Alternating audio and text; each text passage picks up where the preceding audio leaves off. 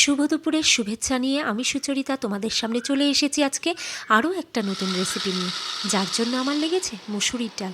আর কি কি লেগেছে জানতে হলে পুরো ভিডিওটা দেখতে হবে। ডালটাকে আমি কয়েকবার জল পাল্টে পাল্টে ধুয়ে নিয়েছি।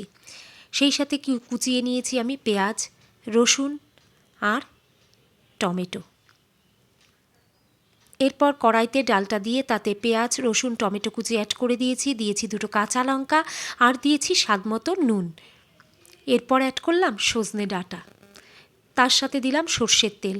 সমস্ত উপকরণগুলোকে খুব ভালো মতো আমি হাত দিয়ে মাখিয়ে নিয়েছি। এরপর অ্যাড করেছি পরিমাণ মতো জল।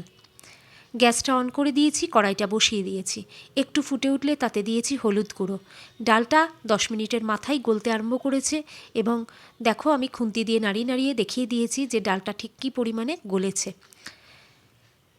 যখন ডালটা অনেকটাই সেদ্ধ হয়ে আসবে তখন আরেকটা কড়াইতে সর্ষের তেল নিয়ে তাতে 3টে শুকনো লঙ্কা এবং 1 চামচ 5 ফোড়ন খুব ভালো মতো ভেজে নিয়েছি। এরপরে ওই সমস্ত উপকরণকে আমি সেদ্ধ হওয়া ডালের মধ্যে দিয়ে খুন্তি দিয়ে নাড়িয়ে দিয়েছি। ব্যাস, রেডি হয়ে গেছে সজনে মুসুরির ডাল। তোমরাও একবার বাড়িতে এভাবে সজনে মুসুরির ডাল বানিয়ে খেয়ে দেখো, খুব সুস্বাদু। আর অবশ্যই আমাকে জানিও কেমন লাগলো ভিডিওটা।